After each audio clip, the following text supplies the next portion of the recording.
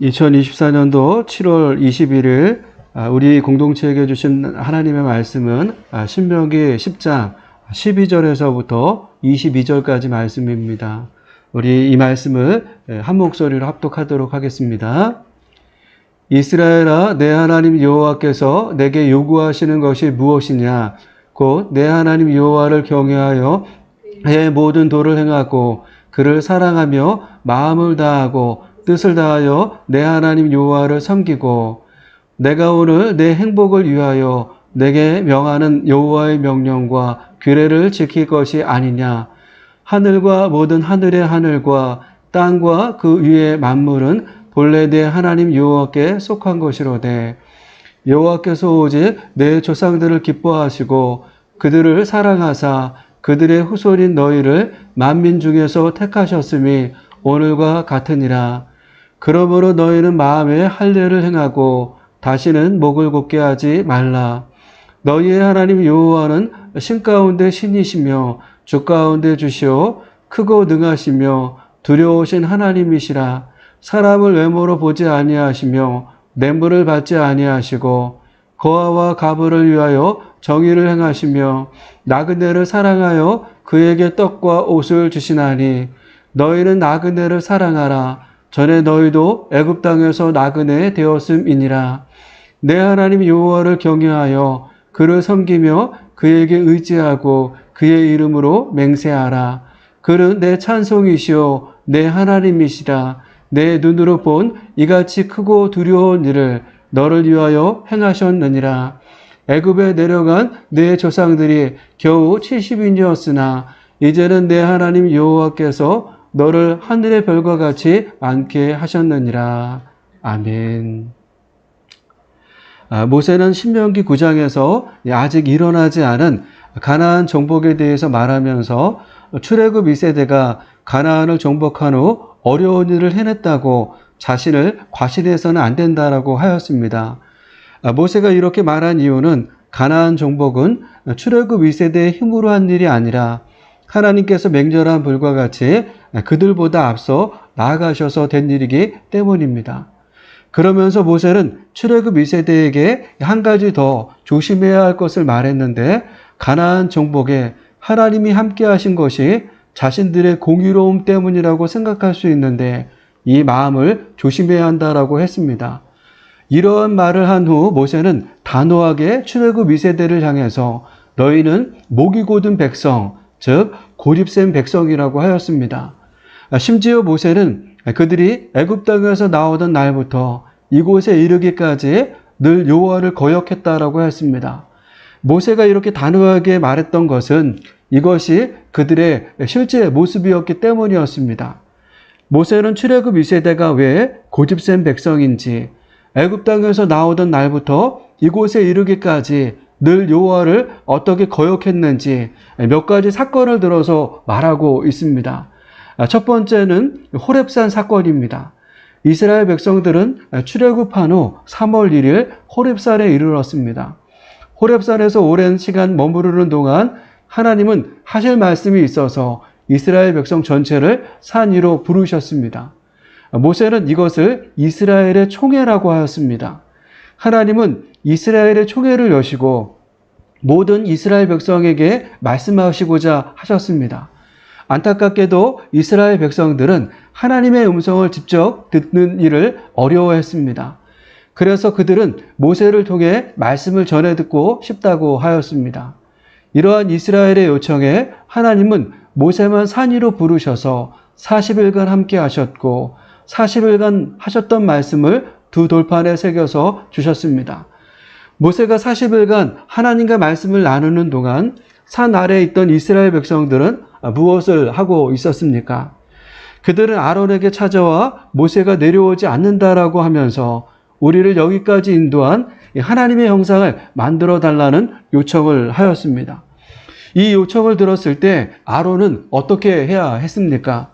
그들을 책망했어야 합니다. 안타깝게도 이스라엘을 책망했어야 할 아론은 오히려 그들에게 금을 가지고 오라고 하였습니다. 그는 그들이 가지고 온 금으로 송아지 형상을 만들었고 그것에 절하게 했습니다. 하나님은 이 모습을 보셨고 경노하셔서 그들을 멸하겠다라고 하셨습니다. 모세의 간곡한 요청으로 하나님께서 마음을 바꾸시지 않았다면 아론도 이스라엘 백성도 다 진멸당했을 것입니다. 이것이 모세가 신명기 9장 6절에서부터 21절까지 왜 이스라엘이 목이 곧은 백성인지를 설명하기 위해서 했던 말씀입니다. 이것뿐이 아니었습니다. 이후 22절에서부터 24절까지 말씀을 보면 여러 지명이 나옵니다. 다베라, 마사, 기브롯 핫다와 가데스 바네아의 지명이 나옵니다. 가데스 바네아는 출애굽한 이스라엘의 죄악을 여실히 보여주는 장소로 우리는 알고 있습니다. 그들은 이곳에서 자신은 메뚜기 같고 가나안 땅에 있는 아낙 자손은 거인이라고 하면서 가나안 정복을 할 수 없다라고 했던 것입니다. 이러한 그들의 고백에 하나님은 진노하셨고 이스라엘은 40년간 광야 생활을 해야만 했습니다. 다베라는 시내 광야 남동쪽의 지역으로 출애굽한 후 이스라엘 백성들이 하나님을 원망하다가 하나님을 경록케 했던 장소입니다. 시내산에서 떠나 3일 길을 걸은 이스라엘은 하나님을 원망했고 그 소리에 진노하신 하나님은 여호와의 불로 그들의 진끝을 불타게 하셨습니다.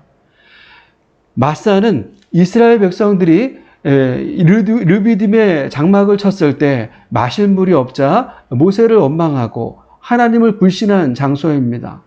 마사는 유혹, 시험이라는 뜻이 있으며 이곳을 투쟁, 싸움의 뜻인 무리바라고 부르기도 하였습니다. 그래서 마사, 르비딤, 무리바는 다 같은 곳입니다. 이곳에서 백성의 원망을 들으신 하나님은 모세에게 명하여 호렙산 반석에서 물이 솟아나도록 하신 곳이기도 합니다. 기브롯 핫다와는 시내산 동북 50km 지점에 있으며 이름의 뜻은 욕심 혹은 탐욕의 무덤입니다. 이곳은 출애굽한 이스라엘이 시내산에서 떠나 계속 행진할 때 머물렀던 곳입니다. 이스라엘은 이곳에서 애굽의 고기과마를 그리워하며 원망했던 곳입니다. 하나님은 이 원망의 소리에 바람을 불어 바다에서부터 메추라기를 몰아다 줌으로 고기를 먹게 된 역사적인 장소입니다. 모세가 말한 다베라, 마사, 기브론, 핫다와 가데스 바네아는 모두 이스라엘이 하나님을 믿지 않았던 장소입니다. 그들은 그곳에서 불평과 원망, 욕심과 탐욕으로 가득했습니다. 모세는 이 장소들을 언급하면서 이것이 이스라엘이 목이 곧은 백성이요 애굽 땅에서 나오던 날부터 이곳에 이르기까지 늘 여호와를 거역한 모습이라고 말했던 것입니다. 안타깝지만 이러한 모습은 우리의 모습이기도 합니다. 하나님을 믿는다라고 고백하지만 우리도 얼마나 목이 곧고 고집센지 말로 표현할 수 없습니다. 이러한 우리의 모습을 보고 하나님은 어떠한 마음을 가지고 계실까요? 오늘 목이 곧은 이스라엘을 향한 하나님의 마음을 살펴보면서 우리를 향한 하나님의 마음에 대해서 나누도록 하겠습니다. 우리 첫 번째로 목이 곧은 이스라엘이지만 그럼에도 하나님은 그들을 향해 기대하는 마음을 가지고 계시다라고 하는 것입니다. 우리 12절과 13절 말씀을 보도록 하겠습니다. 이스라엘아, 내 하나님 여호와께서 내게 요구하시는 것이 무엇이냐? 곧 내 하나님 여호와를 경외하여 그의 모든 도를 행하고 그를 사랑하며 마음을 다하고 뜻을 다하여 내 하나님 여호와를 섬기고 내가 오늘 내 행복을 위하여 내게 명하는 여호와의 명령과 규례를 지킬 것이 아니냐. 아멘. 모세는 신명기 9장 6절에서부터 10장 11절까지 이스라엘 백성들이 얼마나 목이 곧은 백성인지를 말했습니다. 모세는 이 이야기를 나누면서 누구보다 더 고개를 끄덕였을 것입니다. 모세는 우리가 잘 알고 있는 것처럼 이스라엘을 40년간 이끌었던 지도자였습니다. 그는 40년간 이스라엘을 이끌면서 좋은 일, 나쁜 일을 모두 경험했습니다. 어떨 때는 하나님이 높여주셔서 감사하고 행복했다라고 하면 어떨 때는 이스라엘의 원망과 불평으로 마음고생을 해야 했습니다. 더 심했을 때는 모세를 죽이겠다라고 달려드는 이스라엘을 피해 몸을 숨겨야 하기도 했습니다. 어떻게 보면 모세는 이스라엘의 민낯을 본 지도자라고 할 수 있습니다. 그렇게 이스라엘을 향해 너희는 목이 곧은 백성이라는 말을 하는 일이 어렵지 않았을 것입니다. 아니, 모세가 이 말을 할 때 누구보다도 더 속이 시원했을 것입니다. 이렇게 열심히 이스라엘을 향해서 너희는 목이 곧은 백성이라고 했는데 오늘 본문 12절에서 이스라엘아, 내 하나님 여호와께서 내게 요구하시는 것이 무엇이냐 묻고 있습니다. 모세가 출애굽 2세대에게 하나님께서 내게 요구하시는 것이 무엇이냐라고 묻는 것으로 보아 하나님께서 그들을 향해 그래도 기대하시는 바가 있다라고 하는 것을 알 수 있습니다. 하나님도 모세도 이스라엘이 얼마나 목이 곧고 얼마나 고집센 백성인지 압니다. 어떨 때는 하나님도 이스라엘의 태도에 분을 내시며 그들을 모두 멸하시겠다라고도 하셨습니다. 모세의 간절한 요청이 아니었다면 아론도 이스라엘도 지금 없었을 것입니다. 그런데 그런 이스라엘을 향해 이스라엘아, 내 하나님 여호와께서 내게 요구하시는 것이 무엇이냐라고 묻고 있습니다. 목이 곧은 이스라엘이지만 하나님은 그들을 향해 그래도 기대하는 마음을 가지고 계신 것입니다. 이러한 하나님의 마음은 어느 세대나 같습니다. 창세기 4장은 인류 최초 사건 파일의 현장을 담고 있습니다. 우리가 잘 알고 있는 것처럼 가인의 동생 아벨을 죽인 현장의 내용을 담고 있습니다. 가인과 아벨이 동시에 하나님께 제사를 드렸는데 하나님께서 아벨의 제사는 받으시고 가인의 제사는 받지 않으셨습니다. 하나님께서 자신의 제사를 받지 않았다라고 하는 이유로 가인은 동생 아벨을 들에 불러서 쳐 죽인 것입니다. 인류 최초의 살인이 벌어진 것입니다. 이 살인이 벌어졌을 때 하나님은 어디 계셨을까요? 하나님도 그 현장에 계셨습니다. 하나님은 살인을 저지른 가인을 불러서 내 동생 아벨이 어디 있느냐고 물었습니다. 그러자 가인은 내가 내 아우를 지키는 자냐라고 말하면서 하나님께 대들었습니다. 이러한 가인을 향해서 하나님은 그가 땅에서 저주를 받을 것이라고 하셨습니다. 그가 받은 저주는 무엇입니까? 창세기 4장 12절 말씀입니다. 내가 밭을 갈아도 땅이 다시는 그 효력을 내게 주지 아니할 것이요 너는 땅에서 피하며 유리하는 자가 되리라. 아멘. 가인은 농사를 짓는 농사꾼이었습니다. 그런 그에게 하나님은 밭을 갈고 심어도 소출이 없을 것이며 한 곳에 정착하지도 못하고 세상을 떠돌아다니는 신세가 될 것이라고 하였습니다. 이러한 저주의 가인은 이 형벌은 제가 짊어지기에 너무 무겁고 오늘 이 땅에서 자신을 쫓아내시니 하나님을 뵙지도 못하고 이 땅에서 쉬지도 못하고 떠돌아다니게 될 것입니다. 그렇게 되면 저를 만나는 사람마다 저를 죽이려고 할 것입니다. 라고 하였습니다. 이러한 가인의 말에 하나님은 어떻게 하셨습니까? 창세기 4장 15절 말씀입니다. 여호와께서 그에게 이르시되 그렇지 아니하다 가인을 죽인 자는 벌을 7배나 받으리라 하시고 가인에게 표를 주사 그를 만나는 모든 사람에게서 죽임을 면하게 하시리니라. 하나님은 살인자 가인에게 죄의 형벌을 내리셨지만 그가 다른 사람에게 죽임을 당하지 않도록 그에게 표를 주셨습니다. 하나님께서 이 표를 가인에게 주신 것으로 보아 또 다른 살인이 이 땅에서 일어나지 않게 하시기 위함도 있으면서 살인자 가인에게 한 번 더 회개의 기회를 주셨다라고 생각합니다. 이런 하나님의 행동은 하나님께서 가인에게 기대하는 바가 없다면 하실 수 없는 일입니다. 만약 가인을 향해 하나님의 이러한 마음이 없었다면 어느 세대를 막론하고 우리는 모두 죄 때문에 죽어야 마땅한 자들입니다. 왜냐하면 어느 세대를 막론하고 우리는 모두 사도 바울의 고백처럼 죄인 중에 괴수이기 때문입니다. 광야 40년 동안 이스라엘이 보였던 모습이나 가인이 보였던 태도가 우리의 모습입니다. 그럼에도 하나님은 가인과 이스라엘을 버리지 않으셨듯 우리를 버리지 않으실 뿐 아니라 우리를 향해 기대하는 마음을 가지고 계십니다. 그렇다면 하나님께서 목이 곧은 이스라엘 백성들에게 요구하시는 것이 무엇입니까? 본문 12절 하반절과 13절을 보면 내 하나님 여호와를 경외하여 그의 모든 도를 행하고 그를 사랑하며 마음을 다하고 뜻을 다하여 내 하나님 여호와를 섬기고 내가 오늘 내 행복을 위하여 내게 명하는 여호와의 명령과 규례를 지킬 것이 아니냐는 것이었습니다. 지금 보면 내 하나님 여호와를 경외하는 것, 모든 도를 행하고 하나님을 사랑하는 것, 마음과 뜻을 다해 하나님을 섬기는 것, 명하는 명령과 규례를 지키는 것, 이것이 모두 하나님께서 이스라엘 백성들에게 요구하시는 것이면서 이 모든 일이 하나님을 향하고 있습니다.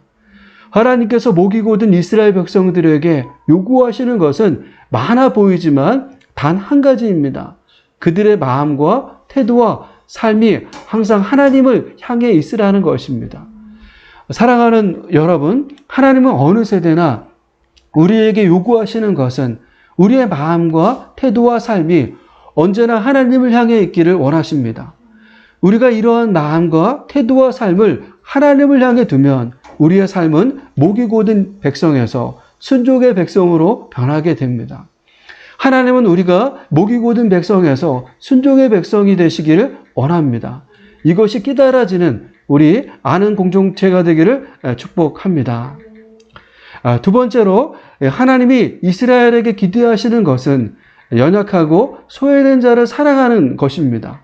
18절과 19절 말씀입니다. 고아와 과부를 위하여 정의를 행하시며 나그네를 사랑하여 그에게 떡과 옷을 주시나니 너희는 나그네를 사랑하라. 전에 너희도 애굽 땅에서 나그네 되었음이니라. 아멘. 이스라엘은 많은 민족 가운데 특별하게 하나님의 택함을 받은 민족입니다. 하나님은 만물을 창조하신 창조주이십니다. 이 세상은 우연히 존재하게 된 것이 아니라 하나님의 특별한 손길로 창조된 것입니다. 하나님께서 이 세상을 창조하셨기에 이 세상의 진짜 주인은 하나님이십니다. 이 세상을 살아가는 모든 인생의 주인도 하나님이십니다. 그래서 모세는 이 하나님을 14절에서는 하늘과 모든 하늘의 하늘과 땅과 그 위의 만물은 본래 내 하나님 여호와께 속한 것이라고 하였고 17절에서는 너희의 하나님 여호와는 신 가운데 신이며 주 가운데 주시오 크고 능하시며 두려우신 하나님이라고 하였습니다. 이러한 하나님은 이 세상을 향해 몇 가지 특별한 마음을 가지고 계십니다. 17절 하반절에서 하나님은 사람을 외모로 판단하시거나 뇌물을 받으시는 분이 아니시고 18절에서는 고아와 과부를 공정하게 재판하시며 나그네를 사랑하셔서 그에게 먹을 것과 입을 것을 주시는 분입니다. 고아는 부모가 일찍 죽어서 없는 아이를 말합니다. 구약에서 아버지가 없는 이 아이를 고아라고 흔히 표현하였습니다. 아버지가 없는 가족은 부양자가 없어진 상태이고 자신들의 권리를 변호해 줄 사람이 없는 상황이어서 사회에서 힘없는 사람이었습니다. 과부는 남편이 죽어 홀로 된 부인을 말합니다. 과부는 특별한 옷을 입었으며 화장하지 않고 치장하는 일을 하지 않았습니다. 구약시대의 과부가 되는 일은 재앙을 받는 것으로 생각하여 수치스럽게 여겼습니다. 고아와 과부는 자신들의 선택으로 된 것이 아닙니다. 이유는 알 수 없지만 이들이 고아와 과부가 된 일은 모두 하나님의 섭리 안에서 된 것입니다. 하나님께서 먼저 그들의 부양자인 아버지와 남편을 데리고 가셨기에 고아와 과부가 된 것입니다. 그래서 하나님은 그들이 이 세상에 살아가면서 부당한 처우를 당할까 봐 그들을 언제나 공정하게 대우하셨습니다. 나그네는 집을 떠나 정처 없이 떠도는 사람을 말합니다. 원어 성경에서 나그네는 체류자 또는 보호받는 주민을 표현할 때 나그네라고 하는 단어를 사용하였습니다. 하나님은 이러한 나그네를 사랑하셔서 그들에게 먹을 것과 입을 것을 주셨습니다. 이처럼 고아와 과부, 나그네는 가장 연약하고 의지할 곳이 없는 존재들을 말합니다. 하나님은 이러한 가장 연약하고 의지할 곳 없는 자들을 사랑으로 돌보시고 보호하시며 먹을 것과 입을 것을 주시는 분입니다. 이러한 하나님의 마음은 이스라엘 백성들도 가져야 할 마음입니다. 특별히 가나안을 정복하고 새로운 나라를 그 땅에 세울 출애굽 2세대가 가져야 할 마음이었습니다. 그래서 하나님은 그 땅에서 지켜야 할 율법을 말하면서 이들이를 반드시 배려하도록 명령하셨습니다. 레위기 19장 9절과 10절 말씀을 보도록 하겠습니다. 너희가 너희의 땅에서 곡식을 거둘 때 너는 밭 모퉁이까지 다 거두지 말고 내 떨어진 이삭도 줍지 말며 내 포도원의 열매를 다 따지 말며 내 포도원에 떨어진 열매도 줍지 말고 가나안 사람과 거류민을 위하여 버려두라. 신명기 23장 23절과 24절 말씀도 보도록 하겠습니다. 내 이웃의 포도원에 들어갈 때에 마음대로 그 포도를 배불리 먹어도 되느니라. 그러나 그릇에 담지는 말 것이요. 내 이웃의 곡식밭에 들어갈 때에는 내가 손으로 그 이삭을 따도 되느니라. 그러나 내 이웃의 곡식밭에 낫을 대지는 말지니라. 아멘. 세상은 강한 자만 살아남는다라고 합니다.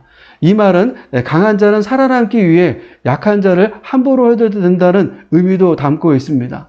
하지만 하나님께서 원하시는 세상은 강한 자가 약한 자를 함부로 하는 것이 아닌 강한 자가 약한 자의 필요를 채워줄 수 있는 세상을 만들어가길 원하십니다. 하나님은 이러한 세상을 만들기 위해 세상의 많은 민족 중 이스라엘을 특별하게 택하셨다라고 하셨습니다. 그렇다면 이 일에 특별하게 택함을 받은 이스라엘은 어떻게 해야 합니까?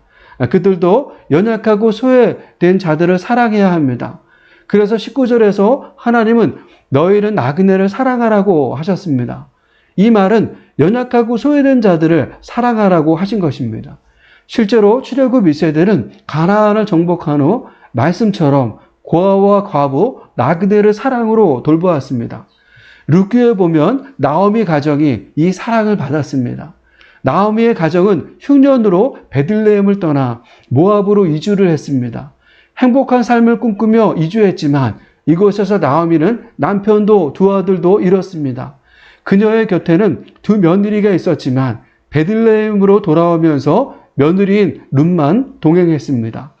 구약시대의 과부가 되는 일은 제약을 받는 것으로 생각하여 수치스럽게 여겼기에 조용히 베들레헴에 돌아왔지만 온 성읍은 그들로 떠들썩했습니다. 흉년에 모압으로 이주했다가 다시 베들레헴으로 돌아와 정착하는 일은 새로운 도전이었습니다. 다행히도 그들이 이주했을 때는 보리 추수가 시작될 때였습니다. 룻은 연로하신 어머니를 대신해서 이삭을 줍기 위해 밭으로 나갔는데 그곳이 그의 시아버지 엘리멜렉의 친족 보아스의 밭이었습니다. 밭에 나와 상황을 지켜보던 보아스는 낯선 여인 룻을 보았고 그가 나오미의 며느리임을 알았습니다. 나오미의 가정을 측은하게 여겼던 보아스는 룻에게 가장 필요한 도움을 주었습니다. 이곳저곳 밭을 전전하지 말고 이곳에서 이삭을 주우라고 했으며 일꾼들에게는 그녀를 건드리지 말라고 했고 목이 마르면 마실 물도 주라고 했습니다. 식사 때는 같이 음식을 먹었고 남은 음식은 싸주기도 했습니다.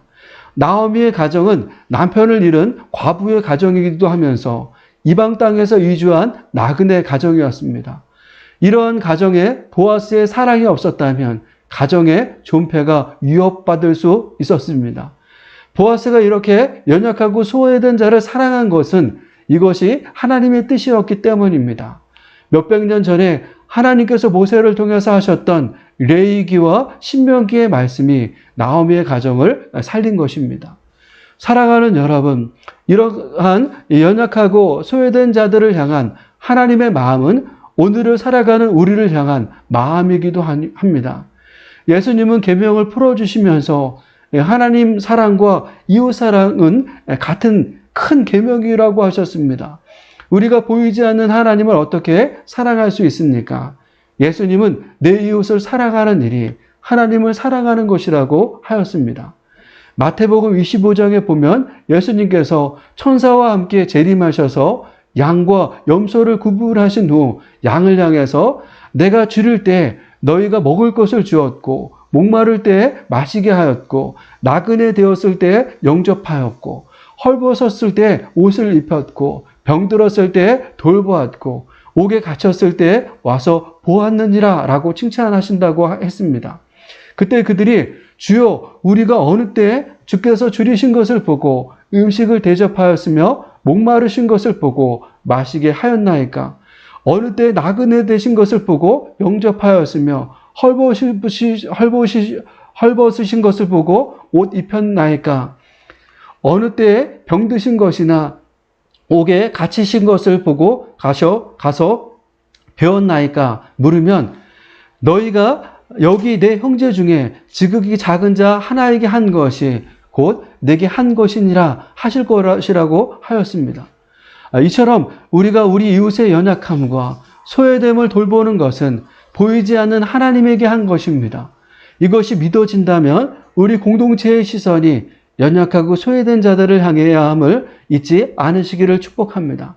하나님은 이스라엘 백성들을 향해서 목이 곧은 백성이라고 하였습니다. 이것은 우리의 모습이기도 합니다.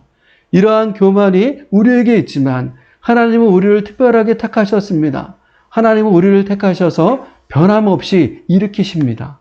그러면서 우리를 향해 하나님 나라를 이 땅에 새롭게 세우시기를 원합니다. 하나님께서 세우시길 원하시는 이 하나님 나라는 강한 자가 연약한 자들을 섬기는 나라입니다. 먼저는 우리 가정이 그리고 우리 공동체가 이 하나님 나라가 임하기를 축복합니다. 더 나아가서 우리 공동체를 통해서 이 나라에 이 하나님 나라가 임하기를 축복합니다. 네, 오늘 우리 이 말씀을 생각하시면서 우리 찬양하면서 나아가도록 하겠습니다.